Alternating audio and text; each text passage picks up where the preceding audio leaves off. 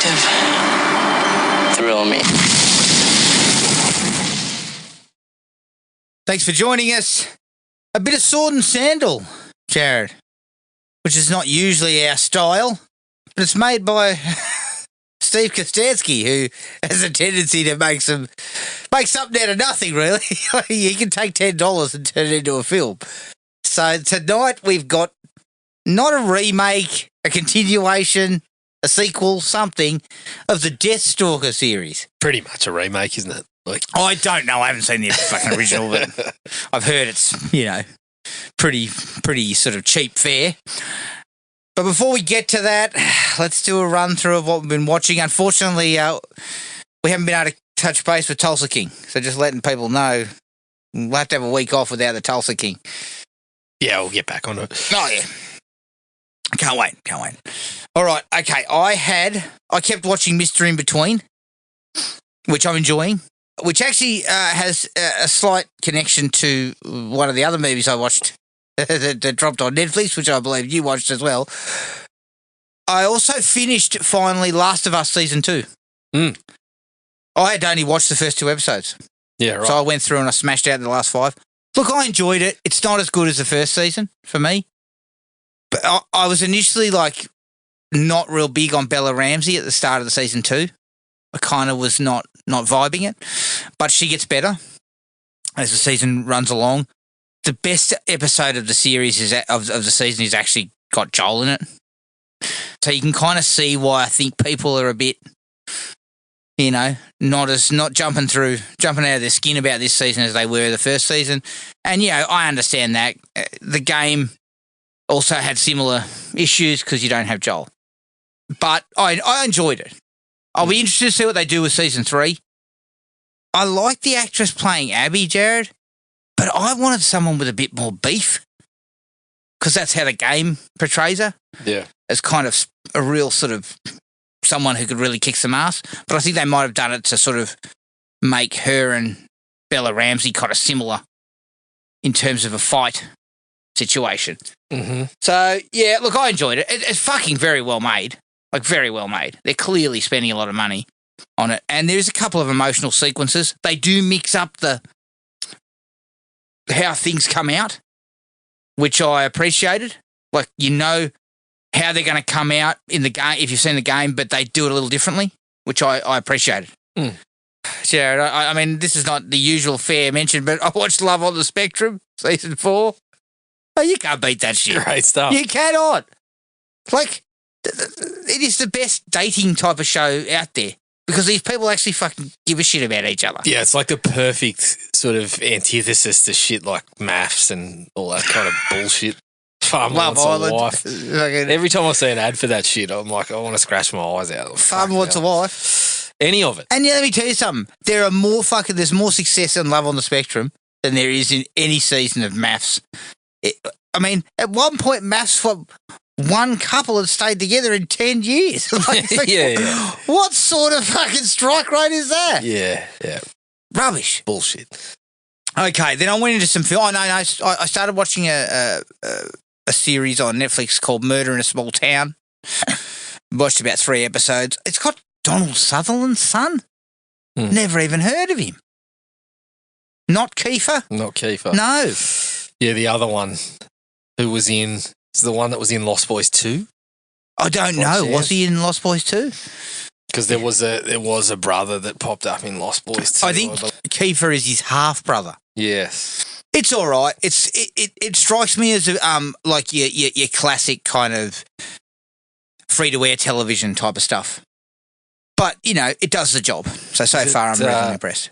Angus Sutherland or something? No. It's not him. It's another guy. Right. Fucking hell. He's got a few sons floating around. Okay, now into film, Jared. I watched Cocoon after having to buy it on DVD. I really like that movie. Really like it. Great older actors. Guys like Don Amici and those sorts of guys who were at the end of their careers. But a couple of great performances, Jared, from normally villainous guys. Wilford Brimley is fucking great. And Brian Dennehy.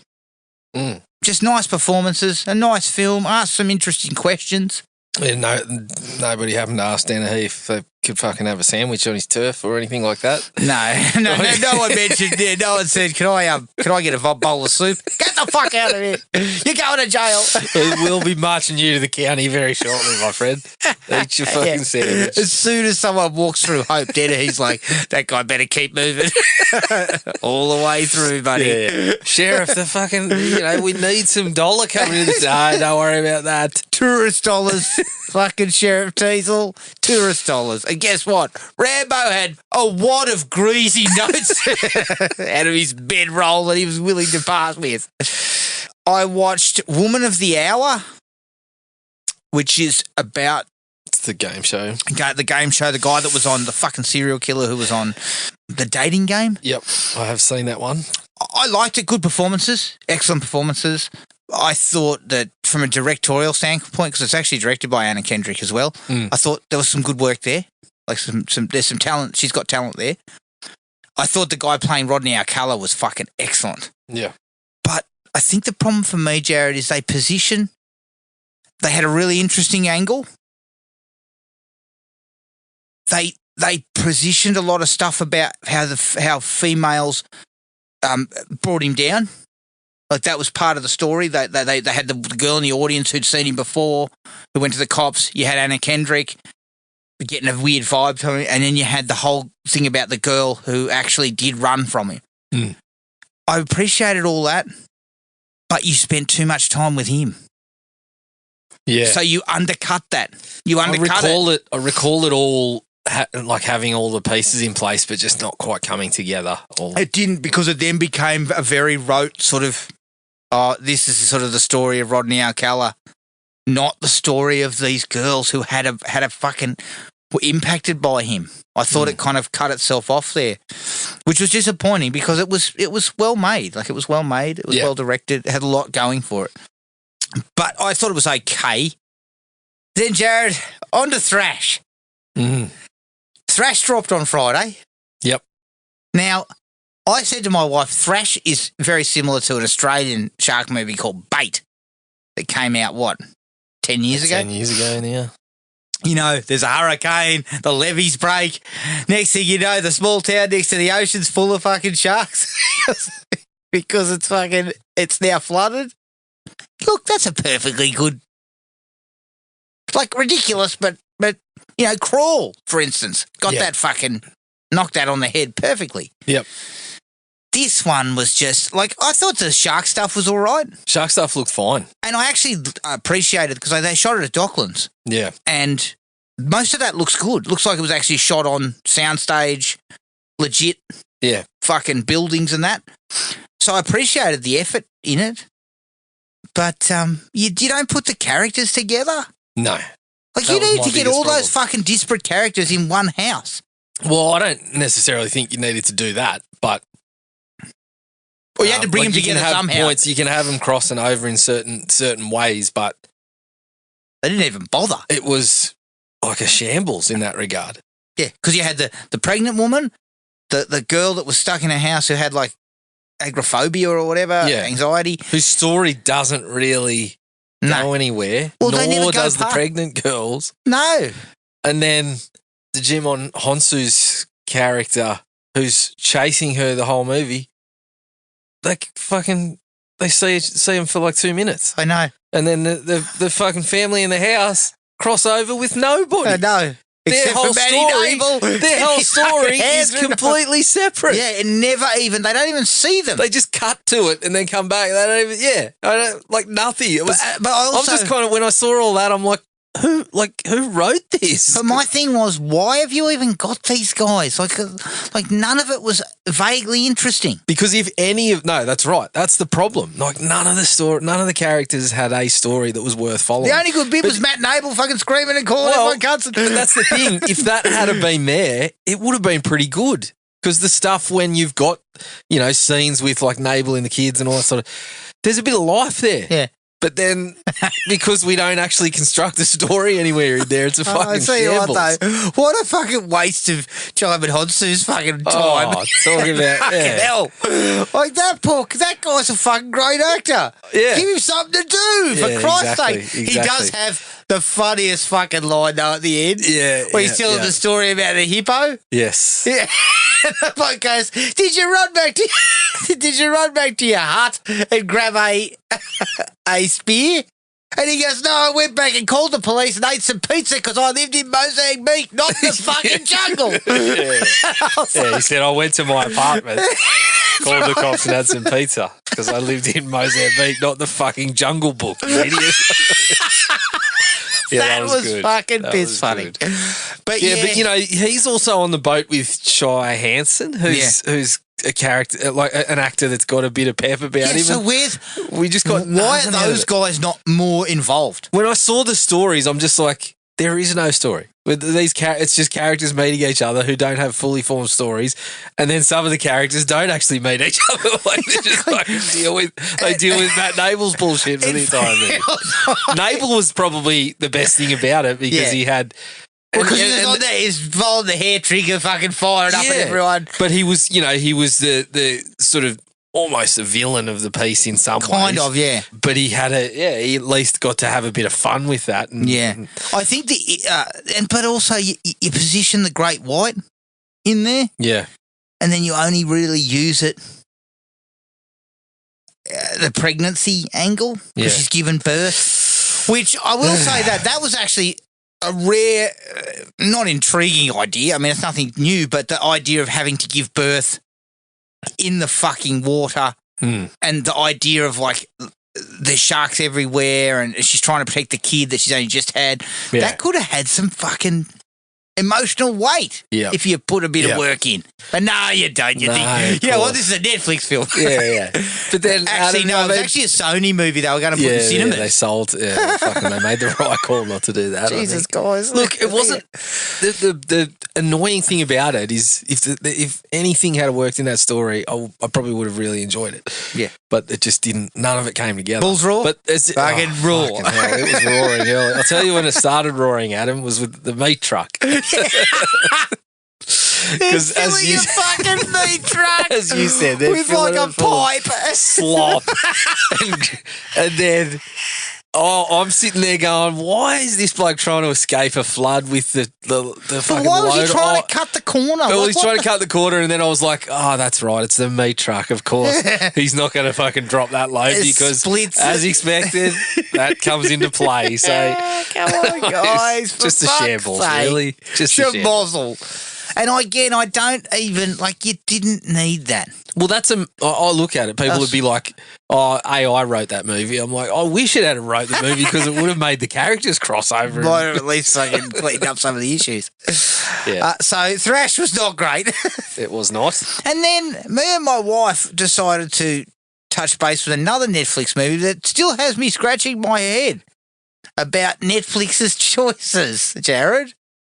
So it was called The Woman in Cabin 10. It had Keira Knightley in it, murder mystery. There's a woman in Cabin 10 who's supposedly been thrown overboard. Keira Knightley reckons she heard it. Everyone else says there was no one in Cabin 10. Right?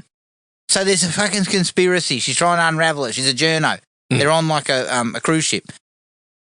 A cast of quality actors. Your Guy Pearces and these sorts of people. I'm not joking, Jared. There is not a fucking red herring to be found. The only conversation me and my wife had was basically about half an hour in. We both said, could it be this? And it was. And I was like, so you fucking did not even bother. You didn't even bother to put us in a position where we might need to work it out, which is what a good mystery does. You know what I mean? Don't worry about that. No, don't worry about it. And I said to my wife... It's not like the whole movie's going to hang on that or not. It's based on a novel. Yeah. And I said to my wife when it was over, I said, this is a real strange choice for Netflix. Because if that was the source novel, if that was the outcome of the source novel, it's not a novel I'd ever heard of. It is it like it's not a fucking 50 Shades of Grey or a Twilight or something like that? So that shit gets picked up because it's, super popular. So why did you even bother to make this? Like and it would have probably come with a reasonable budget. So why are you making it? I don't really understand. Who's it for? Yeah, other than fucking Muppets like me who pick it up like 2 years after it was released. Yeah, look, I mean, it's probably good that they are doing things like that, but did you find out whether it was a case whether the novel was poorly plotted or whether it was just the movie? I'll have to look into that, but I mean, it may have been badly made. It had no sort of pep, Jared. And why am I asking? We know why Netflix do this. They want a million different fucking types of movies out there so they can get every prick under the sun to have their streaming service. That's the model. Yeah. It clearly is working because I've just watched several movies on Netflix this week. I spent my whole time on Netflix. Yeah, but I can't. We've spoken at length about you can't get behind this model, streaming service. When they make their own movies, how come they can't come up with something that just doesn't seem uninspired? Well, where are the good scripts? Where are they? I don't know. I think they're getting them, and then they're just putting them through the Netflix fucking meat grinder that tells you, you actually need to tell everyone what's going on here. You can't. Because they're not going to be looking at the TV, they're going to be looking at their phone. So, we need to add some dialogue here to explain what's going on. Yeah, it's a tough one. It's a tough one because it doesn't seem to be just Netflix. Like Amazon is falling into it as well. Like anything with Dave Bautista. Yeah. I don't know. A 3-picture deal. You didn't buy a chance. That's everything for me. You didn't buy a chance to go for a 3-picture deal on Prime again. I didn't do a 3-picture deal on Prime again. I kept my distance from that. I think I did a 3-picture deal that might have been worse than that. I'll tell you. I'll tell you about that shortly. Sticking with the streaming, obviously I watched Thrash. Yeah. Prior to that, though, I also watched War Machine. Oh, yes, the Richardson? Yeah. Richardson. I didn't like it. Didn't like very much at all. Like, I got the idea, but I just thought the fucking sort of robot scenario just took too long. I just couldn't care about it. Didn't care about it. It was sort of like I don't think it was necessarily a bad idea. It's almost like crossing over. It had a bit of Predator about it. Yeah, but it didn't. That's the problem because it was a big. Because it was a big robot. A big fucking robot. But the idea, I guess, was coming across something like that. Yeah, the idea was sound enough in that sense. But once we got the fucking robot involved, I was just like, "Is this what it is? Is this what it's going to be?" The whole time, I was a little disappointed. I was disappointed. I didn't get much out of it at all, really, which is a bit of a shame. I mean, you prefer watching Richard's body cam footage when he punched his neighbour. I do. I do, absolutely. Well, it's all come out now. The police body cam where the cops are rolling up to Richardson going, well, he showed us the footage of you fucking giving him a bit of a whooping. And Richardson's like, so he cut out the rest of it, did he? And they're like, well, we haven't seen anything. So thankfully Richardson had his body cam his foot thing on it, showed the bloke pushing him off the bike because the other guy chopped it out of his what he provided to police. No, I did nothing wrong. I just got fucking tailed up. I was minding my own business and this fucking guy came out and punched me out. All right. I watched Queen of the Ring, which was an interesting one. Queen of the Ring? It was Emily Bett Rickards playing basically like the first sort of famous female wrestler in the States. Okay. Mildred Burke. And yeah, it had some cameos from people that you know. What's his name was playing her husband, who sort of what's his name? Josh Lucas. Josh Lucas was playing her husband, who sort of was a wrestling promoter, but was also like he was sort of pimping girls out as well and stuff like that. Sexually, yeah. So shit. They sort of cut that back a little bit, but they did very much play with the parts of how he was sort of a womanizer himself, and it was kind of cool. I liked it. It was your classic case of where they papered over some shit, and some people have suggested she was probably taking advantage of some of the girls by keeping cash and whatever. Was this recent, this movie? Yeah, it came out about a year ago, I think. It was 99 cents on it wasn't streaming anywhere. 99 cents. It was a special of the week, 99 cents. So I was like, right, I've got to check it out. Take it. So that was pretty cool. Went from that to a different type of sports movie. I watched Balls of Fury, which had all the elements. I mean, everyone else is going to watch Marty Supreme thinking, we'll watch a good ping pong movie. I decided on Balls of Fury. How was Balls of Fury? Look, it had a few laughs in parts. It's one of those ones where it just doesn't land, and the strike rate for the gags I thought was probably low. Yeah. But you always get a few laughs in there, here and there. Especially silly. Christopher Walken's buying into the buffoonery. I watched another comedy that I kind of wished I hadn't. It was The Emu War, which was... What? I thought it was a comedy based around the whole Emu War scenario in Australia. They were actually going to set like an amusing thing. But it was kind of like a spoof almost, which I didn't know going in. Uh-huh. So when I did go in, I was sort of like, oh, shit. God, you really... Although I did get a fucking ripping laugh early on when the bloke playing Harold Holt is making a radio thing. And his sort of assistant's like, just read this as it says. And he goes, but I'll find I'll throw a joke in there. And they're like, don't, please. And he goes, all right, only if I think of a good one. And they're like, just don't, Harold. But then the first thing he's like, he gets on the radio and starts going on about updating. And then he's like, but first, I've got a bit of a joke. And then just rips into this fucking awful, poor taste gag. And I was just about wetting myself laughing at the delivery of it. But outside of that, there wasn't a whole lot to be had there. Okay. I watched the Super Mario Galaxy. Oh, yeah. Movie. Were you sitting there absolutely fucking questioning your life it's choices? funny because I've seen the whole... There's this whole fucking discourse around it at the moment where people are fucking going at each other. And I actually had a conversation where, I was talking to someone else who went to see it with the kids, and I said, yeah, it was pretty crap, wasn't it? Like, it wasn't much of a story. It was just going one place to another. And the other person's like... Oh, but, what do you expect? It doesn't need a story. And I was like, hang on a minute. Like, when did this become the thing? Like, do you go to a Disney movie and think, but it doesn't need a story because it's just for kids? No. Disney have been making fucking great stories for years. Spielberg was knocking out kids' movies like E.T. back in our day. Like, I'm just not having it. I'm like, just because it's a Mario movie doesn't mean it can. I actually think... Yeah, it's going to make $1 billion, but Christ, I wish Disney had got a hold of Mario because I think they would have done better with it.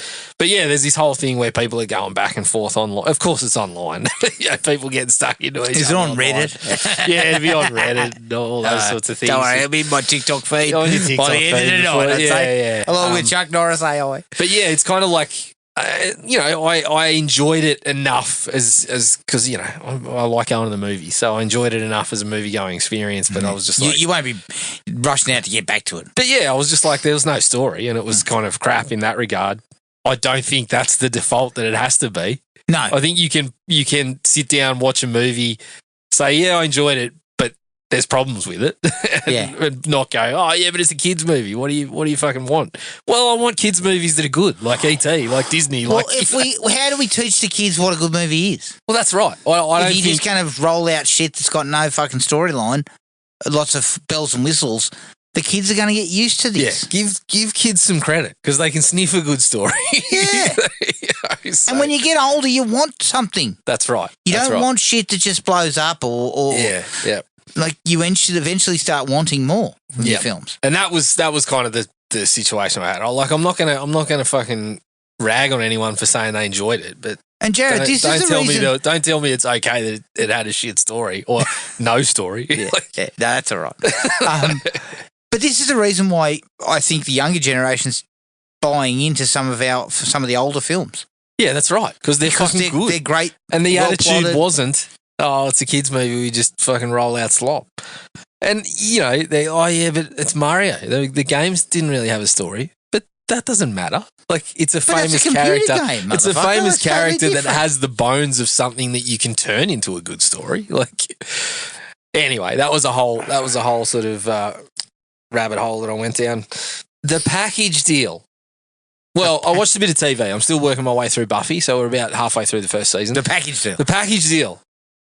I got into a fucking deal with Richard Stanley. Well, we all know Richard could be up and down. Well, yeah, that's one way to put it. So I watched Hardware. Look, I quite enjoyed Hardware. There was definitely, you can see the style and the talent that he has behind the camera. But it was another one where I was reading the reviews where it's like, oh, a great example of telling a story without a story, really. And so I'm kind of like, well, that's where... Well, again, that's not acceptable. That's what sort of disappoints me a little bit because I don't mind a classic sort of arc. But that idea is also unacceptable. Because obviously you've told a story by not telling a fucking story. Yeah, but no, I can bullshit. see where some of the praise sort of for Hardware's direction comes from. I thought the dude showed a deft hand. What about Dust Devil? Because I believe that was the second one, correct? Yeah, I didn't like that one as much. Again, had some scenes where you're like, it looks fantastic, but I wasn't as big all up on Dust Devil. Weird? Yeah, they're both a little weird in some ways, but then when you sort of dig in a little bit, because there was other movies that he directed on there that were documentaries on mysticism and all this sort of stuff, and you hear the guy talk, and you know he's talking about how his mum was a Wiccan and all this sort of stuff, and so the guy was like he's a bit out of left field, you know. Would be one way to put it. Can you work out how the fuck he got given? I think he wrote Moreau. Is that right? He did, and it was like a pet project. He loved it from when he was a kid. So he took Moreau to a studio. Yes, yeah. And I watched the doco. And I watched Moreau. Oh, did you? Fuck, you went on a four-picture deal. I went on a four-picture Richard Stanley deal. The doco is so good. I know. The doco is so good because it talks to him and gives him a chance to say what went wrong. And you can see, you know, parts of it were taken out of his hands. But then there's other people that are like, the guy was in over his head. Like he was, you know, they describe scenes where they're like, what do we do? And he just fucking wandered off and stuff like that. Like, I think him being a bit out there was it perhaps made it difficult. It seemed at parts that he wasn't great at. He couldn't connect with everybody. Yes. And when Val Kilmer's on set, you don't want to connect with everybody. No, but this is the thing, Jared. He needed a smaller scale. Moreau. Yeah. He needed actors who were not high profile. The whole casting thing, if I remember correctly, that was all big names. They were all aiming for fucking big, huge names. Yep. Right? At one point, they had him. Bruce Willis attached. And then James Woods was attached at James one point. Woods was in, but Kilmer's sort of insistence that he had less days. He took the big role and then he just said, oh, look, I can only be there for half that. So sorry, Kilmer was meant to be... Kilmer was going to be... David Thewlis. And James Woods was meant to be Kilmer. James Woods was going to be Kilmer's role, and they flipped that because Kilmer came to them after he'd signed on and said, "You're only getting half of what I initially said I could do." So Woods dropped out, got ousted because of that. So Kilmer took the other role, and then Rob Morrow came in. Right, did 4 days or whatever it was, and then got onto his agent and said, "You got to get me off this." That's right. Rob Morrow's very fucking. He would have shot some stuff. He fucking hated But he also mentioned things that didn't make Stanley look all that good. I don't think he was bagging Stanley, but he basically just said, "We spent a day on the beach, and I'm firing weapons and whatever, and I just didn't get told what I'm supposed to do, so I was just kind of standing there making shit up." Basically, he needed a small scale.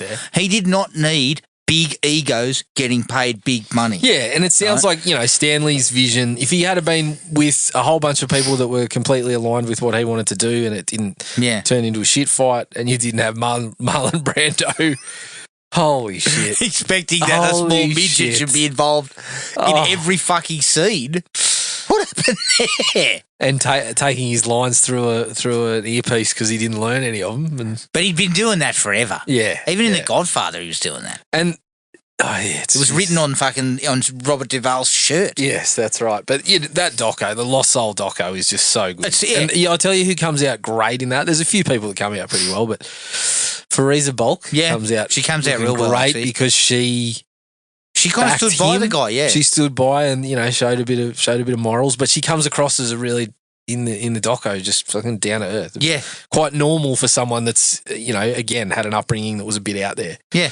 And the German fella that was playing one of the sort of children of Moreau, yes, yeah. who, I mean, when he starts talking about Brando, his story about how his role got cut down was fucking brilliant. Because he's sitting there going, oh, yeah, Brando's sitting down, and he said, I speak some German. And then he starts going, he goes, he was making it up. He was fucking speaking gibberish. And I said, excuse me? And he said, blah, blah, blah, you know.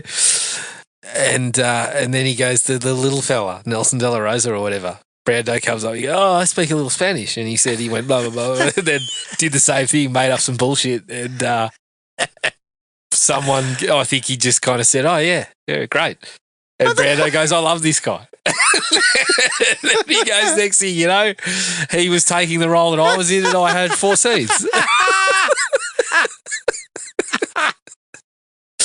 Oh, it was piss funny. But that's the thing. You know that you're in bed with a bloke who's notorious, two actors who are notoriously fucking difficult to work with. Yeah. Even top-notch fucking filmmakers could not. And this is the people thing. who had been around the traps could not deal with these guys. Yeah, it seems like the producers put those guys in place, but then the producers fired Stanley. Yeah. It's like, well, why don't you fire yourself? Because you put these two. Or why did you not bell ends. say to Stanley, we want your script and we're going to put it in the hands of a no-nonsense director. Because, look, I think we know by now that, you know, back-padding docos aside, Val Kilmer was an asshole to everybody. Yeah, basically. So it would seem. It was very difficult. Like the amount of people that have stories on him. As we said last episode, Adam Marcus said, I don't wish Sean Cunningham ill after running him down for a couple of hours. But he said there's only one person that ever wished ill. It was Val Kilmer. Fuck that guy. But that's what I mean. You've got two people who are incredibly difficult to deal with, right? Brando was at the end of the career. Like, the fact that he was still pulling that shit now, you needed a strong director to tell him, Marlon, knock that shit off. Knock that shit off or you're on your bike. Or you're on your bike. You know what? You're not the bloke who's bringing in dollars for us. Yeah. You're just a guy we hired because we want you. You're a good actor, but I can take or leave your bullshit. Yes. The problem was how many directors could do that.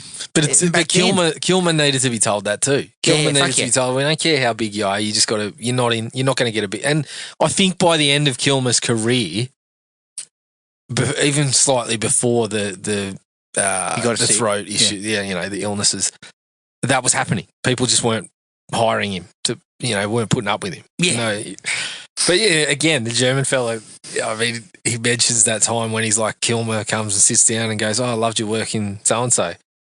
And he's like, oh, thanks. And then Kilmer goes, just so you know, if anything comes down to you or me, it's going to be me. And then walks off. That's when you needed George Clooney to wander up and say, okay, what was that again? Val, it's you and me. It's you and me right now. Right, we'll see how we act. And that's the problem. When you let guys like that run roughshod, you've already got a difficult production that's been fucking hampered by a cyclone. Hurricane, wasn't it? Cyclone, yeah. Fuck me. I mean, we're lucky that there were sharks in the streets, Jared. Everything fucking went wrong. Yeah, like it didn't, nothing went well in terms of like logistically. Yeah.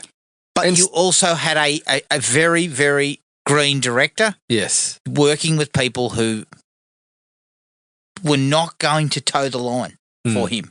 And in fact, they would have gone out of their fucking way to make it difficult. Yeah, that's right. And I think there was actually talk of him possibly doing it again as like a TV series, Stanley. Yeah. Last I heard, he was on fucking sexual harassment charges or something, or sexual charges of a sexual nature, which I'm just like, must have been the mysticism, like, Jared. honestly, what? Why is it these fucking guys can't keep their fucking dick in their pants for 5 minutes? Well, just be a good person. There's not a lot of them around. I can tell you that now. Look, this is the thing too, Jared. Well, that's the thing. Those guys were even like. Remember, they replaced Stanley with John Frankenheimer. Yes. Who'd been around, like he'd been in the trenches, and those fucking two idiots were making his life difficult too. Yeah, yeah. So it was never didn't he going call to... Raph and said, get that asshole fucking off my set? You know what I mean? Kilmer, what? Like, honestly, what if... Yeah. Why? Why do you do that? Don't you want a reputation that's... Like, his legacy will now not be the guy was a great actor, because he was. He was a good actor, yeah. But his legacy is he was one of the great a-holes in Hollywood. I saw a thing Even from Kevin Costner. Right. Let's ask Taylor Sheridan for his take on Kevin. Because I'd like to hear that. Yeah, that's why you bake donuts, Kevin. Yeah, I know, you fucking moron. I saw a really cool, interesting thing on, I can't remember where it was, but it was a lady who was an extra on Hollywood productions. And she was talking about all these Hollywood productions she'd been on, and then we're talking big fucking ticket stuff. Yeah. And talking about certain actors and what they were like. And she said fucking Hugh Jackman came out, she was on a Jackman picture, came into the scene an hour before they were kicking off, went round to every single extra, introduced himself, said, my name's Hugh, how you going, quick chat. Yeah, yeah. Yeah, that's what we're doing. She said everyone loved the guy. He was universally liked. And I thought to myself, that's just an hour out of the guy's day. He knows that he's the shit. He knows he's getting paid millions. But he's still being a decent cat.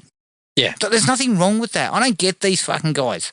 Maybe the 80s was a weird time when bloke like Kilmer came up, you know? Like, maybe you were fucking fighting for every role you could get. Yeah, and shit canning everyone was the only way to do it. Tom Hanks came up in the 80s. Yeah, that's right. Sorry, I forgot about that. Yeah, there's no excuse. There's no fucking excuse. And I'm pretty sure Hank said there was no excuse. Yeah, like as far as he was concerned. I mean, as far as we know, Tom Cruise is in a cult, and he still seems to be nice enough to people. Well, I've heard nothing to say the guy's a cunt. That's right. Other than yelling at people that were taking with the COVID protocol. But I was on your side, Tom. I was on his side too. Put a mask on, motherfucker. We are deep in this shit. You are putting this whole thing in jeopardy, you pair of assholes.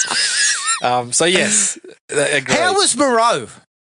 The film. Look, it was a tough. It's one of those ones where it's one of those ones where you can see something there. You can see something of the vision, but then you know you kind of see fucking midget guy with the bucket on his head comes out. No, when he comes out, I'm like, all right, well that's a little. This is weird. A little weird. And then, you know, when Brando comes out with the white face paint on and shit like that, I was sort of giggling. What the fuck is all that about? I was giggling and carried on. But then the ice bucket, it affected, like, I'd forgotten that in the movie he's wearing the ice bucket on his head, but then Veruza Balk actually puts ice in it to cool him down. He says, the temperature's getting up there, whatever. So she starts fucking shoveling ice onto his scone. Fucking hell. What are we doing? But yeah, look, it's one of those ones where you could see some ideas and you could see that perhaps some of the things that Stanley had thought he was going to be able to put together were just stamped out by the time Frankenheimer got there. Val Kilmer looked like he might have been being a bit loose as well in the way that he was delivering his performance, which was weird. Well, let me ask you this. Do we know how much Stanley actually shot? No. Is any of it still in the movie? I don't think it was a lot, because it would have been when Morrow was there, which basically they didn't use any of that. 4 days. I don't know. It would be interesting to see if there was any of it still there, but intriguing. It was weird, but it was fun to watch. It was fun. Like you can see where it veers. You can see you'll see moments where you're like, yeah, I can see a little bit of the vision here, and then you'll be fucking guffawing at Brando's bullshit. Fucking hell! Come on, guys. Yeah, but I forgot. Even in the doco, even after watching the doco, I forgot briefly that guys like Ron Perlman and Temuera Morrison were all there in full makeup and stuff. Yeah. Yeah, it's got a pretty good cast going. So that was interesting. And the only other thing I watched, very brief, we've rambled on a bit. I watched Jason X with a commentary. Which commentary? It was Todd Farmer and Peter Brachy. Okay. And how did that? Yeah, it wasn't too bad. There's a few commentaries on there. Like there's a couple on the Shout one, and then the Arrow release has some of the shout commentaries, but then puts another one with like a couple of film historians and Friday fans and stuff like that. So yeah, I'll probably watch a couple of them. I just wondered if Todd Farmer had anything interesting to add. Yeah, he had a few because bits and pieces. I think he's kind of one of these guys that's like he wasn't as keen on the way it sort of played out. No, well, he does drop a few things. It sounds like he got in it through a similar fashion to Adam Marcus, to be honest. He said he was working for Cunningham, writing for him there. You know, he's talking to some of the same people like Dean Laurie, who was heavily involved in Jason Goes to Hell as well. Talks about how he had some sequel ideas sketched out after he goes. He sort of mentioned, did you do the Kevin Williamson and fucking, sell the picture and say, I've got a couple of sequel ideas if you need them? And he goes, I didn't until I heard that. Then I started whipping together a sequel idea. And then he goes, and funnily enough, I met Kevin Williamson, who said he also bullshitted when he said that. I had no idea. And had to do the same thing, just whip some stuff together. But he mentions a few sort of interactions with Michael DeLuca and how he wasn't sort of so keen on the camp settings by that point either, because it had been done too many times. There's a few tidbits in there that are worth checking out. Oh, interesting. All right. All right, let's take a break. Here's the trailer for 2025's Deathstalker.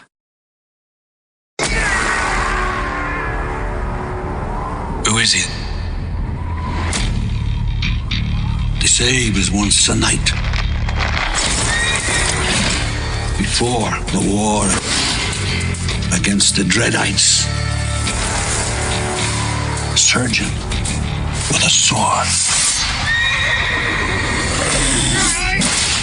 Oh, wow.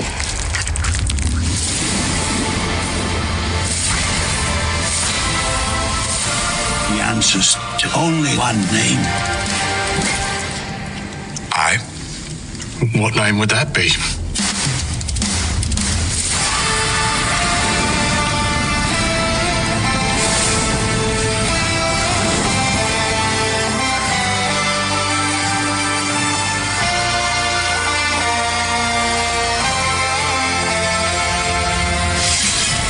Deathstalker. My old friend. Come and get it.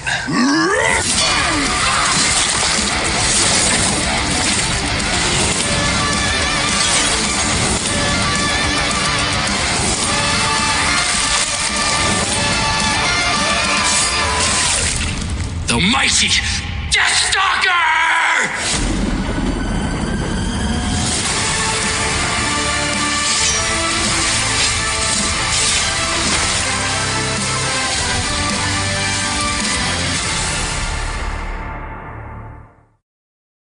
Deathstalker from 2025, written and directed by Steven Kostanski, who wrote Psycho Gorman. It's produced by Avi Federgreen, who produced Holly Hobby, James Flair, who produced It Came from the Desert, Andrew Thomas Hunt, who produced Deathgasm 2, Gormageddon, Michael Pizzat, who produced VHS 94, and Pasha Patricky, who produced Lunatic. There are also 13 executive producers, including Slash and a person called Kevin the Ghost, and 12 associate producers. Excellent. It stars Daniel Bernhardt as Deathstalker, Peyton Oswalt as Doodad, the voice of Doodad, Christina Ojalo as Brisbane, and Paul Lazenby as Jotak. I checked Lazenby to see who's in relation to George Lazenby, but no, the Canadian. The budget was unknown, and there's no box office because it's streaming to Shudder. Munkar's Tavern is named after a character in the original Deathstalker movie from 1983. All right, Jared, what was your take on Deathstalker? I got exactly what I was expecting from it. Obviously, we've seen a bit of Steven Kostanski's work. I've seen the original Deathstalker series. I haven't delved in more than the once, but so I kind of had an idea what they were going to be going for. Pretty much got exactly what I was expecting. It's gory as hell. They squeeze so much out of not a lot of cash. Yeah. And Kostanski seems to be heavily involved in everything. He obviously does the effects, but doesn't sound like he just sort of leads like effects, like he's hands on. Yeah, he's building a lot of the shit himself. I think he's very heavily involved. Although I did see, I watched the credits, and his name comes up a couple of times. But there's quite a group of people there. Yeah. So he seems to have quite a decent staff. Yeah, and the Astron 6 guys, that like the actors that are always popping up and the same sort of thing. Yeah. So you kind of see all those guys. You get exactly what you're expecting. I know we might slightly differ on this. Initially, I was like, I was expecting a few more sort of laughs, and knowing what Psycho Goreman and Frankie Freako and things like that were like. Although I got a few, I was expecting a few more sort of gags. But it started to, I felt like it sort of warmed up, and I got enough of that stuff. Perhaps, maybe a little more of the lines from Bernhardt might have been what I was expecting, and possibly a few bawdy gags. I don't know. Yeah. It was a little lacking in bawdiness. Get a little crude with it. Deathstalker 83 would have had more fucking boobs and bawdy comments in the first 5 minutes. But yeah, a little bit of crudeness perhaps to the humour I was expecting, but all in all, like you just got to respect what they managed to get out of not a lot. The way they approach it sort of helps things along when you do see some of the limits to what they do. Yeah. But yeah, it was fun. I gave it 3. I had a good time. Me too. Look, the plot is fucking nonsensical. All that shit is just like it is basically just run, fight, yes. The whole way. Yeah. So it's repetitive as fuck.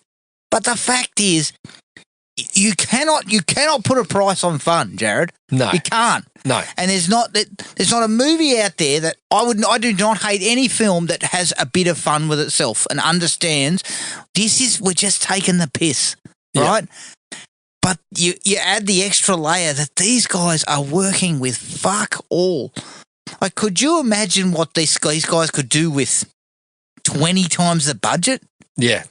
Like, these guys are squeezing the fucking lemon until there's just nothing left. Yeah, every single drop. And yeah, some of it looks fucking cheesy as shit. But you have to admire the they are hustling, Jared. Yeah. These guys are hustling, They're right? hustling, and there's points where it looks legitimately good. Yeah. But it's not like, this is the thing. Some of that stuff you can get away with because exactly what you said. It's kind of pitched in a way that we're not supposed to fucking, go, the effects, like we're expecting like world class. Yeah. We're not expecting that. Yes. We're not expecting it. And at no point did I expect it. And so when I saw most of it, I was like, this is pretty good. Yeah. And they're not going the computer route for things like blood. It's just fucking spurting everywhere. She's fucking spurting out everywhere. As far as the humour, no, what I meant was the first 50 minutes, I laughed fucking consistently. Like, I was just fucking constantly laughing. Yeah. It kind of tapered a little bit for me. Yep. I didn't get those belly laughs that I was getting. Yeah. And I think it's because we were trying to cram in the plot. Yeah. We're trying to get to the end. Yes. And show us the ending. So it took away a little bit of that. But overall, like, I had fucking great fun with it. Yes, definitely a 3. Early on, I was a 3.5. Yeah, I was like, this is fucking awesome. Yeah. But it just tapered a bit, and I'll get into that. My dislikes, they're not even that, like it's they're not like minor. I'm like, this is a really bad dislike. I'm just like, well, the plot didn't make any fucking sense. Like, But who cares? Like, most of the time, I didn't care, and I think that's a product of the movie being, like, such fun. But you couldn't give a shit. It was simple. Well, they sort of get a bit lost. The story is there, but they sort of get a bit lost, and they wander through different types of and enemies. They start throwing out all these names and stuff, and I'm just like, huh? Yeah, we could have streamlined that these for guys. sure. Yeah. But straight into it, FX are impressive. Yeah. We opened the movie with a guy getting his fucking head cut off. Yeah. I didn't realise that was going to become a theme, but there's many, many more people lose their heads along the way. Just open the picture with heads getting shit spurting everywhere. Yeah. But the costumes and effects, like, I love that he just goes all out on the practicals. But it's all majority is practical. Yeah. Or I'd say it's all practical. Yeah, you can see a few little bits of computer in there, but they're almost even the VFX were actually all right. Yeah. Yeah, I thought it was pretty good for like the little stuff with doodads fucking, I love the look of the Dreadites. Yes. And I dug those were the guys with the red. Yeah. They kind of looked a little bit like suits. Yes. You could tell they were suits, but they were pretty good because of the way it was shot too. And out of the the characters that we encounter, the majority of them I like the design of, like the Scarabus one that's got the fucking saw. Yes, like he looks. It throws it. Yes, yeah, it looks like something out of like Masters of the Universe almost. And then your probably your favourite, the two-headed thing that fucking busts into the tavern. Looks a bit like the pit witch from Yeah. So the costumes and the design of it all, really impressive. Again, accounting for the budget. It sort of feels like these guys do their best work like this. And they're not really that keen on going like, okay, well, we want to get a $10 million budget now. Now we want to get a $20 million budget. Like, there's no difference in the quality of stuff that was in Psycho Gorman. Right. Yeah, I think it's pretty much the same on the same track. So I was pretty happy with that. I think Kostansky's not a bad director. He actually, it had a look. It had a feel. Yeah, like there are things that, and I'll bring them up in the dislikes, and again, I didn't hate them, but it's more like the budget. You can see the budget problems, right? But definitely. I think Kostansky at least understands that you have to deliver on certain things in a sword and sandal sort of movie. Yeah. So does the sword fights and the stunt work? I mean, I think he's got a lot of stunt players in there. Yeah. And most of that works really well. So I think from a directorial standpoint, I never was sitting there going, fuck, I can't tell what's going on. No, I think he's got that down. Especially like, I heard there was certain sequences that were shot in a matter of hours, not days. So yeah, I think he, like you said, they've sort of got a formula. They stick with that. He gets pretty good work out of it as a director. I think he, like you said, he knows what you want to see and he usually delivers on it. Yep. So. He's a guy that expects, okay, like this is a movie that it's going to go, there's certain things people will expect, right? Yeah. I need to deliver on those. And no surprise, like it's often centered around the effects. Yeah, of course. But I deliver on that. So I don't tell people or make people think that this is going to be like, we're going to have heaps of sword fights, but they're going to look fucking incomprehensible. I can't actually fucking work out what's going on. Yeah, that's right. I need to shoot clean here, and he does. Daniel Bernhardt. I haven't had a lot to do with Daniel over the years, but I loved him because you know what? He played it dead straight for periods, and that was exactly what you wanted, that kind of dead straight style in amongst all this fucking lunacy going on. Yeah. But then he's got the physical skills. Yeah. I believe he's a very accomplished martial artist. Yeah, and has, been around the stunt game. And the sword work, like it's clear that's him in all of that. So that means he can handle all that. But also, just a couple of cheeky gags. Like he threw in a bit of humour that I liked, so I kind of dug his performance. I thought it was fucking well pitched. Yeah. Real well pitched. Yeah, no, and needed to be like that. Well, it's like you sort of talking about, they can't really go for A-listers in the game. But when you're thinking of the type of stuff that they're going for, he's the perfect guy because he's got a bit of a name to people that are interested in that. He's been popping up in the Nobodies and the John Wicks and those sorts of things. Yep. But as we said, he can probably double you for a bit of stunt choreography and correct. Not having to pay. You don't have to pay a stunt double with him. Yeah. You can probably use him as a stunt man as well. Yeah. So it's it's good. It's good casting there, and I think he did the job. Yeah, absolutely. An instant flyer. We get heads being cut off. A face getting sawed in half down the centre. Yeah. And we get a quick kind of like a little bit of information on the screen very briefly just to say that the world's going to shit and the fucking clans are fighting and everything and who's going to step forward. Yep. And then that's Deathstalker. Deathstalker comes in. And I love his introduction whereas you just see him kind of walking through the battlefield. You see his feet. He fucking whoops some ass, and then he proceeds to rob a bloke who's still fucking alive. But I love seeing that's one of the guys that's in the other movies. He's usually playing a fucking buffoon kind of, someone that you're going to get a bit of humour from. But I love that he's there going, oh, thank you, and going to shake his hand. And he takes the rings. Pitching rings and stuff. It was so good. But that start was, like you said, it was pretty much bang on. We start with the decapitation, which becomes a fucking theme. We're straight into the sword and sorcery, like in the midst of a fight. And we kind of get this immediately. We're in this sort of army of darkness, sort of by way of Power Rangers almost, with a shitload of blood. Yes. And I was just like, this is exactly what I was looking for. Well, when I see the title's Deathstalker and I see it's meant to be sword and sorcery, and I open with fucking that kind of carnage, and I'm like, all right, we're off to a good start.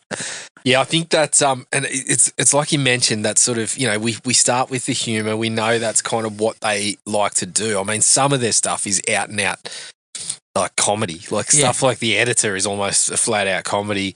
Manborg is another one that they made that was fucking.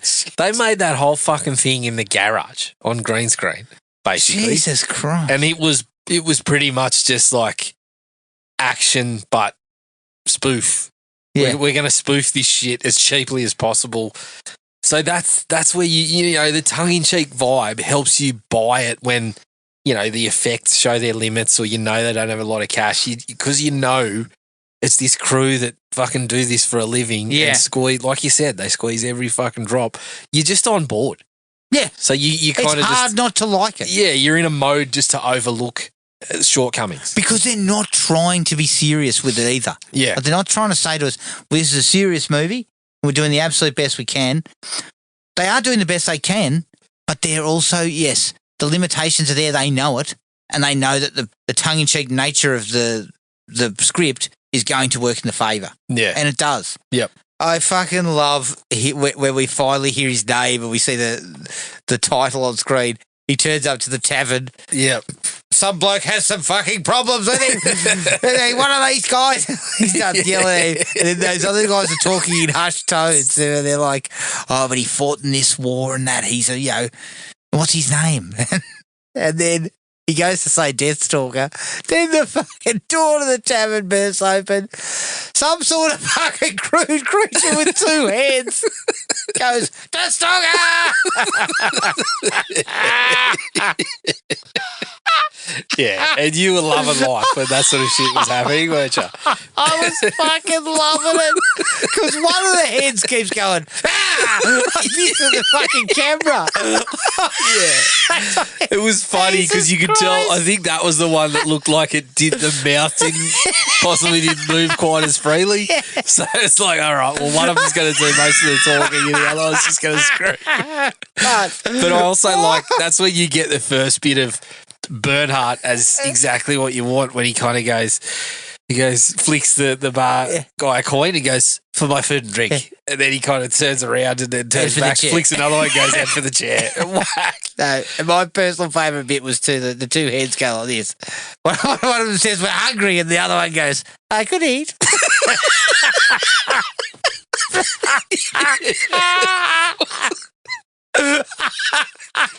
Oh, fucking hell.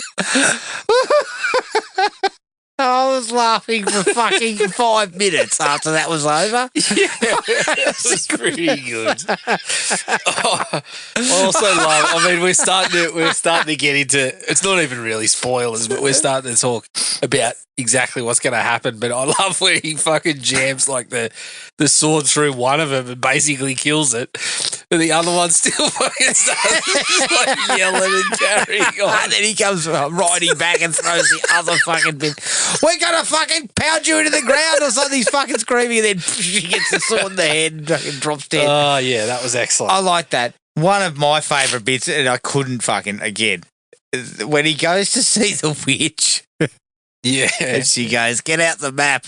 And he fucking pulls out his map. It looks like it's been drawn by a fucking child. Yeah. It's got bugs written here. Yeah. Bad place. Bad. Don't go there. Yeah, that was Oh, cool. for fuck's sake. It also had one of my favourite comments from fucking Bernhardt, which is the witch is sort of telling him about he's going to be cursed, and he responds with, just once I'd like to come into this place and not have to entertain such rambling nonsense. Yeah, this feels like a nicely sort of summed up thoughts on sword and sorcery films sometimes, Yes. especially Roger Corman ones where they're not thinking too much about I was it. laughing yes, it's rambling nonsense. He's It actually feels like fucking that's told where the point where they have their little screeds at the start about the people of Abraxian and all this sort of stuff are like the purposely a exposition. little bit It's a little almost bit muddled. purposefully in there, yeah. Yeah, And each time we're getting these each time we sit down to stop at a campsite or whatever, we get all this fucking exposition about the next group that we're going to run into. I dig that they go through this phase where it's, and look, I've got a bit of a problem with it story-wise, but they go through this phase where it's like they're just sort of running through villains. Yes. So you end up like, that fucking pig-face villain, which is a nod to the first movie, the sort of stone dude that's a bit like Manny Faces from Masters of the Universe and shit like that, which again, they're all reasonably oppressive effects-wise. And I'll bring this up in a dislike for that. I think that's more about what we can do. Yeah, it is. And this is what we can do. Well, that's the thing. I'm looking at it and I'm like, oh, we're sort of, there's not much developing here. No, nothing's developing. But every time they whipped one of those guys out, I was like, oh, that's pretty fucking cool. Like, but they held you. Like, this is the thing. Even those bits that I found, like, we're not developing anything. We're repeating the same format. Yep. But the fights were well done and they were gory. And they were so I was pretty kind fun. of like, well, fuck. Well, I don't really care. I'm not really that upset about that's that. right. And I think some of it came out of, like, I think they did things like they did a little bit of Roger Corman. They redressed the same sets to be different places and stuff. And so they reused. It's just like, well, shit. Let's. I think use they this. reused certain effects again too. Yeah. So because I'm pretty sure that fucking strange creature that Doodad resurrects is actually one of the two-headed dudes. yes, I'm pretty sure. I thought so as well. He's half a creature. He fucking. The Wraith. They're about to have a blue, and Doodad goes, and up comes this fucking thing. It's got like one arm, it's got and half a body, and all it does is go, all fucking time. And he's Bernhardt's there going, what's going on? And it's fucking flying over the top of him, and he's trying to push it over to fight the other guys. It's like, what the fuck is happening? But they use that to a comedic effect again, where it's like, there's other parts of the movie where nothing will be happening, and then the fucking thing just goes, comes screaming past again.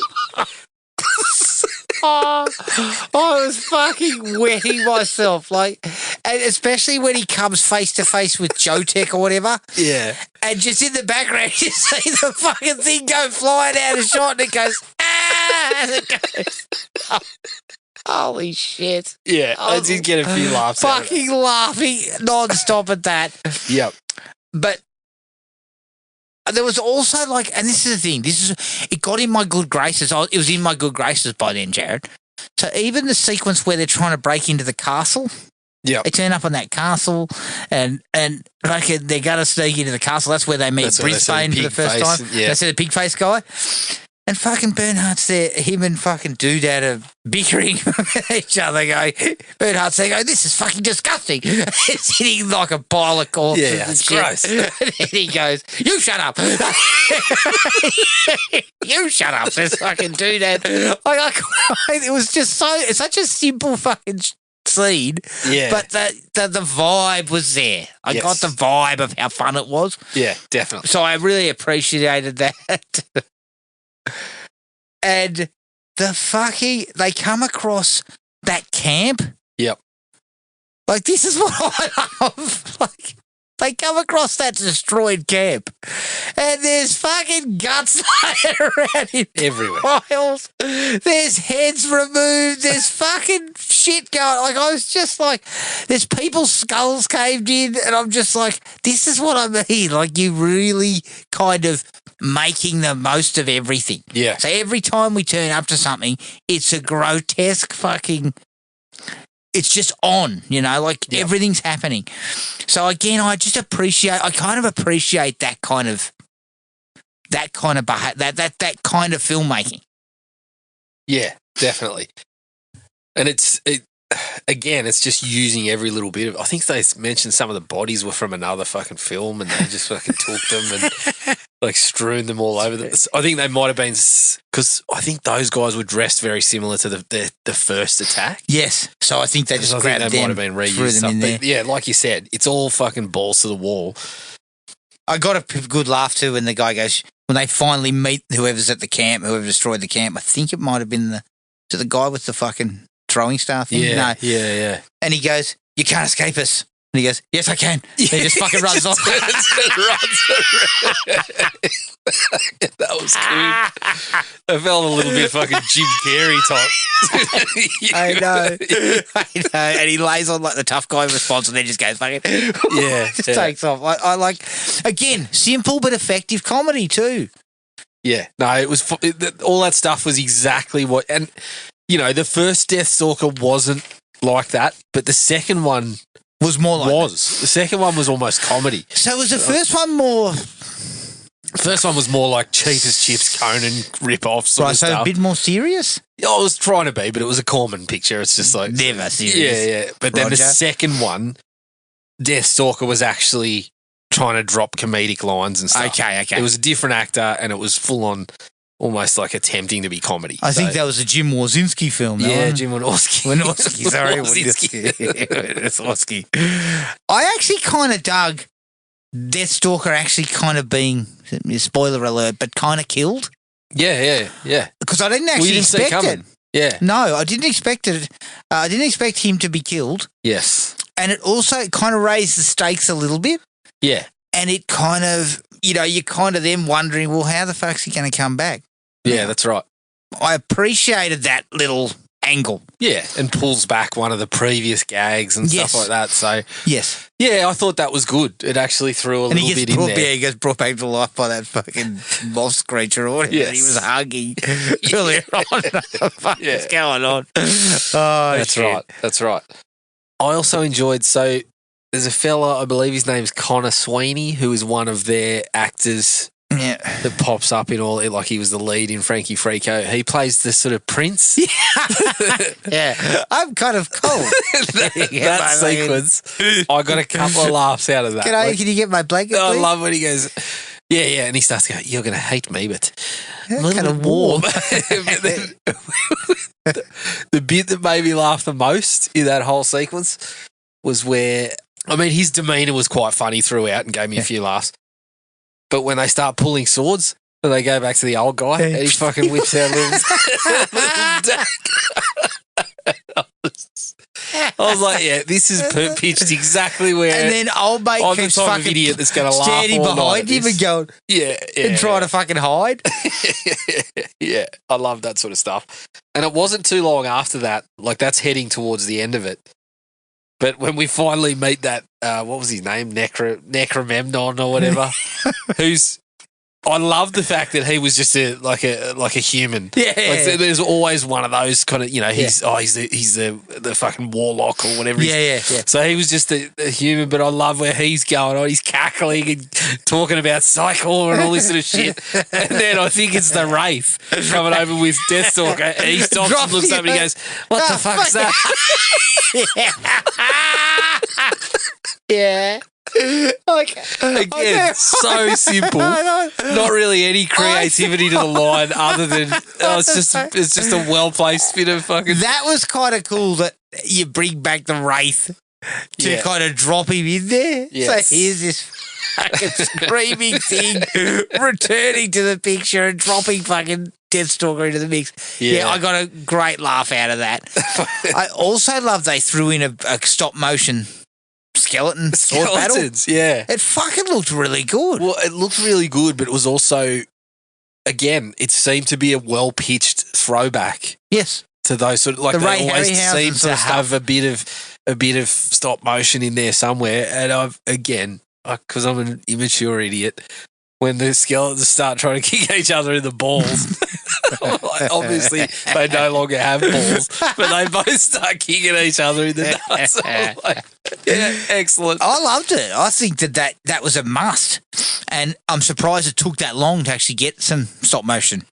It was interesting that took that long, but it was well placed. Again, just seemed well pitched. They knew exactly what these movies were. So, yeah. And then, Jared, we end the picture with a fucking some sort of cock rock called Deathstalker. Yeah. And I was like, yeah. I'm sure Slash had something to do with that. I think so. Yeah, I think so. Yes. So I think it ended kind of nicely. Yeah, definitely. That's all I had. I had one more. Mm-hmm. The way he fucking kills his mate using those little fucking seeds that they drop in red eyes. Yes. That was awesome because he fucking cuts his hand off or whatever, throws one of them down his gob, and then he explodes and the Dreadites there for about a second before Deathstalker rams the fucking bone through him and kills him. I'm like, that was really creative shit. Yeah, I dug it. Really I dug cool. it. Dislikes, Jared. Look, the plot doesn't make a heap of sense. No. And I think basing it on the fact that he says, I don't want to have to come in here and have to listen to fucking nonsense every time, was basically insinuating this fucking plot is nonsense. Fucking nonsense, okay? So I think it didn't necessarily distract me or take me out of it, but they keep talking about weird character names and shit, and I was just like... Yeah, and you felt like there was probably a couple of points where you're like, we could have just sort of streamlined and included this into the whole fucking, like, just a couple, another scene or two of Necromemnon fucking cackling away and talking about what he's going to do or whatever. Yeah. But we could have streamlined a bit of that, yes. Yeah, just a little bit. I would say the film potentially could have been slightly shorter, but the more I think about it, full credits, I think it was 1 hour 42. Yeah, 40. But take the credits out, it was probably only 90 minutes. Right? So in a way, I was probably wrong about that. You probably didn't need to cut anything out of it because the credits take so long to roll out. So they're listed as part of the runtime. Yeah. But the actual film only runs for about 90 minutes, which is perfect. Yep. So I was probably wrong there. But I did see the repetition. Just a little bit. About, like, it almost felt more like... at the start, or, not the start, but once we get about 15, 20 in, we sort of roll through. We roll through. Villains. Okay, we get on we walk, we camp, we run into a fucking group, we kill them, we walk again, we camp, we fucking kill some people. But again, those fights were great fun. That kept you entertained with that. Yep. But yes, there was a bit of repetition. Yep. Right? But I guess that's this sort of movie, Ryan? Yeah, well, yes and no. I think it's kind of what you said and what we were talking about. I think part of it is probably just they know they put some good shit together with those creatures and things. So and they thought we'll just get them in there. Squeeze a few of them in there. Like the man-at-arms stone guy. Yeah. Like, that looked really cool, especially when he kind of fell apart. Yes. That's cool stuff. And they probably thought, well, fuck, we'll get it in here somewhere. Yep. Let's have another blue somewhere. I think that's kind of where I sort of saw it. They possibly sacrificed some of the tightness of the story just to include a bit more of that. Yeah. It's so cheap sometimes.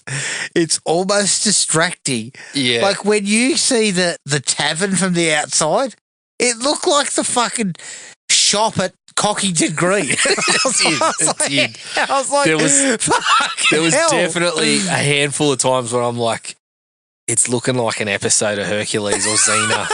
Yeah. And well, I mean, at least we didn't have Kevin Sorbo, but you can see some of the limitation. I'd take Lucy Lawless in a heartbeat. She can come back. Yeah, she's all right, but fucking Kevin can get stuff.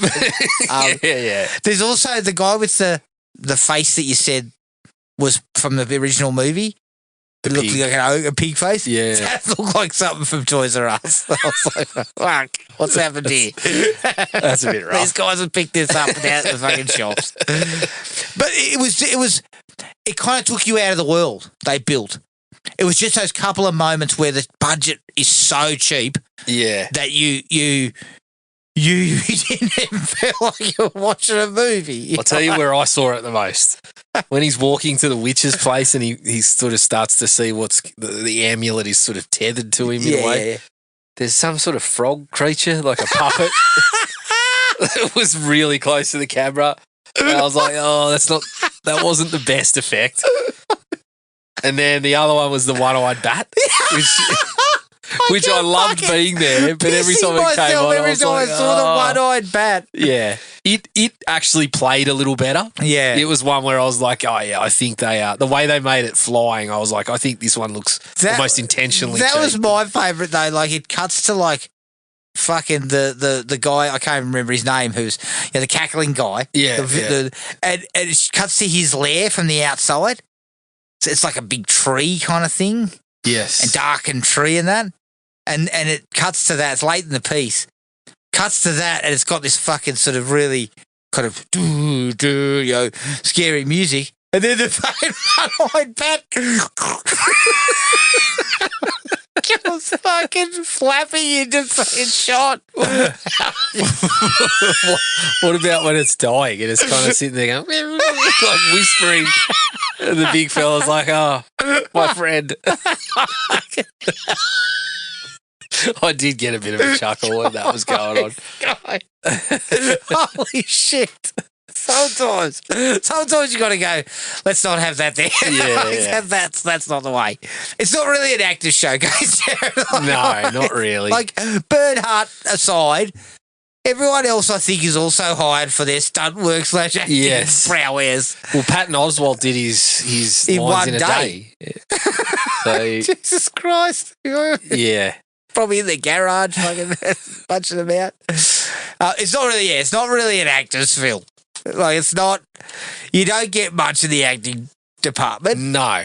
Which is why I enjoyed the fact that they brought, Connor Sweeney in as that prince and gave him a couple of minutes to go off, because he's kind of amusing at what he does. I was hoping, old mate at the start, I was hoping he was going to be somewhere in there, but wasn't to be. But yeah, you're right. I think you're not that sort of movie. You're not looking for acting.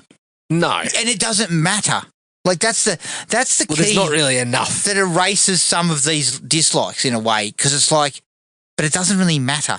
It's not really scenes playing off other people. No. More than a minute or two before we're in a stink again or a creature's turned up. We're supposed to feel like the tongue-in-cheek vibe. Yeah. So overacting, underacting, fucking going off, it doesn't matter. Which, funnily enough, fits perfectly in the Deathstalker series. Because that's what it was. That's what it was. They were cheap as chips. They were people that couldn't act. So it kind of fits in that way. My last dislike is exactly what I said at the start. Halfway through, I was fucking 3.5. I mean, I was almost 4 after the fucking wraith got burnt. I was fucking rolling around on the ground laughing. It just falls away a little bit humour-wise, only because we're in stinks almost constantly. Yeah. Like, it is just blue after blue after blue. Yeah. Although I did appreciate, as I said, that they squeezed a couple in the main. They did. Yeah. There's still some laughs. There's still some laughs to be had. It's not like I was like, it just suddenly goes all fucking dead. Yeah. It doesn't. It's still funny. But I just had my biggest belly laughs were in that early phase. And maybe it's because I was not expecting the two-headed guy to bust in and start fucking screaming about Deathstalker. It took me by surprise, and it was fucking highly amusing. Yeah, no, you're right. Any other dislikes from you, Jared? Well, as I said, I think the humour, I was just hoping for a few, I don't know, maybe, I wasn't disappointed with the laughs that I got. I was just almost expecting a little more of that. More of the sort of bawdy stuff, which would have fit some of the stuff that they've done in their other movies, to be honest. Like a little bit of, not just, I wouldn't say bad taste is the way, but pushing it, a few gags that might be sort of. Well, more in keeping with what I probably would have expected. I was actually expecting it to be full of like nudity. Well, like Psycho Goreman, you know, when Psycho Goreman turns up, he's fucking interacting with kids and he's got no idea that, you know, he's fucking swearing at them, you know, things like that. I was expecting a little bit of that sort of stuff somewhere. So I could have done with a touch more of that. I'm not going to say, as I said, I'm not going to say I was disappointed because I did laugh. No, but it felt like a missed opportunity. Yeah. It felt like it needed to be there somewhere. Yes. And a couple of sort of racy gags. Yeah, it almost felt like Doodad was trying to harken back to those times when there would be something like that character that would appeal to kids or something like that as well. Yeah. And they were trying to make fun of that a little bit. But yeah, that was probably all I could say about the humour. The last dislike was the fucking 3 flying skulls. Yeah, reminded you of Freddy's back memories of Freddy's dead that I didn't particularly want to relive. No. Let's just say I preferred the 3 skulls in this one. Yeah. They actually looked better too. They looked a bit better, but it was funny because they looked very similar to the effects that we used in Freddy's death. Yes. So, I saw them and I was like, I thought you were going to have some sort of cutting deals about things. Oh, God. Here we go. But he takes care of them quickly, I liked. Yeah. Yeah, I really enjoyed it. Yeah, it was good fun. It was good These guys, I just like their style. Yeah, they seem to be very much about we're making films, which is making films that we want to make. Making films that they want to make. They're probably, you can imagine being on the set, they'd probably be fucking laughing their ass off numerous times. Having a great time. Yeah, like I agree. I think it's just the style that you just get on board. You know when you're going to watch one of their movies that you're like, all right, I know what these guys do and I'm here for it. And you know what? They've probably made a nice, tidy little fucking living out of this. Yeah, absolutely. Well, I think he's done effects jobs on bigger pictures. Has he? I believe he himself has done effects job on bigger pictures, but obviously, you know, they got into the Leprechaun franchise and they've done their own creators sort of work with like the Psycho Gormans and the Frankie Fricos. Did you see the Leprechaun movie they made? I did. Was it any good? I actually think it's the best one of the lot. Okay, right. Because it's the same sort of like, you know, you get his style, you get his sort of approach to the effects and stuff. I thought out of all the Leprechaun movies, the one that I would probably go back to if I had to watch one that was going to entertain me is that one. Is Leprechaun Returns. So. Okay. I'll have to have a look at that. Yeah. All right, that was Deathstalker. You can find us on iTunes, Spotify, Podomatic, and wherever else you get your podcasts. Send us an email at thrillme@iinet.net.au or on Facebook at Thrill Me Podcast Australia, Podomatic at thrillme.podomatic.com, and Instagram at thrillmepodcast.au. Keep an eye on the Facebook page for details of what we cover next, but until then, take it easy, everyone, and we'll catch you all later. Cheers. Find the podcast at Podomatic or on iTunes. Don't forget to rate and review. Like us on Facebook at Thrill Me Podcast Australia or contact us at thrillme, all one word, all lowercase, at iinet.net.au.